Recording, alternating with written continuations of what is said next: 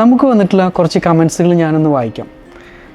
വാങ്ങുന്നവർ പെടും, resell value ഉണ്ടാവില്ല, പെട്ടെന്ന് ഡാമേജ് ആവും. വാങ്ങുന്നവരങ്ങനെ പെടാനൊന്നും പോകുന്നില്ല. നമ്മൾ എന്നാണോ ഈ ഓർണമെൻറ്റ് തിരികെ നൽകുന്നത് അന്നത്തെ റേറ്റ് 9 ക്യാരറ്റിൻ്റെ റേറ്റിൽ നമ്മളത് തിരിച്ചെടുക്കും. വേഗം പൊട്ടിപ്പോകുമോ എന്നുള്ള ഒരു കമൻറ്റ് വന്നിട്ടുണ്ട്. കോപ്പറിൻ്റെ കണ്ടൻറ്റ് വളരെ കൂടുതൽ ഉള്ളതുകൊണ്ട് 22 ക്യാരറ്റ് ഓർണമെൻറ്റിനെ അപേക്ഷിച്ച് പൊട്ടിപ്പോവാൻ ചാൻസ് വളരെ കുറവാണ്. 9 ക്യാരറ്റ് സ്വർണം കൊണ്ടുള്ള ഉപയോഗം എന്താണെന്നുള്ളൊരു കമൻറ്റ് കൂടെ വന്നിട്ടുണ്ട്. 9 ക്യാരറ്റ് സ്വർണം എന്ന് പറഞ്ഞു കഴിഞ്ഞാൽ 37.5 ഗോൾഡും ബാക്കി കോപ്പറും അതർ മെറ്റൽ കൊണ്ടാണ് നിർമ്മിച്ചിട്ടുള്ളത്. അതുകൊണ്ട് എപ്പോഴും നല്ല സ്ട്രോങ് ആയിരിക്കും, ഡെയിലി യൂസിന് ഏറ്റവും നല്ലതായിരിക്കും. BIS ഹോൾമാർക്കിംഗ് ഉണ്ടെങ്കിൽ സേഫാണ്.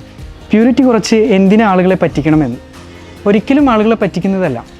9 ക്യാരറ്റ് ഓർണമെൻറ്റ്സിന് അന്നത്തെ 9 ക്യാരറ്റ് റേറ്റ് കൊടുത്താൽ മതിയാവും. മാത്രവുമല്ല, ഈ ഓർണമെൻറ്റുകൾ ഗവൺമെൻറ് HUID ഹോൾമാർക്കിങ്ങോട് കൂടിയാണ് നിങ്ങൾക്ക് ലഭിക്കുന്നത്. പണയം വെക്കാൻ ഈ ഗോൾഡ് പറ്റുമോ, വിൽക്കുമ്പോൾ എങ്ങനെയാണ് അഫോർഡബിൾ പ്രൈസ് കിട്ടുമോ എന്നാണ്. ബാങ്കുകൾ ഇപ്പോൾ പണയത്തിന് സ്വീകരിക്കുന്നത് 22 ക്യാരറ്റ് ഓർണമെൻറ്റ്സുകളാണ്. 9 ക്യാരറ്റ് എന്ന് പറയുമ്പോൾ വളരെ മിനിമലായി 3 ഗ്രാംസ് ബിലോ വരുന്ന ഓർണമെൻറ്റ്സുകളാണ്. ഈ ഓർണമെൻറ്റ്സുകൾ വിൽക്കുന്ന സമയത്ത് അന്നത്തെ 9 ക്യാരറ്റ് റേറ്റ് ലഭിക്കുന്നതാണ്.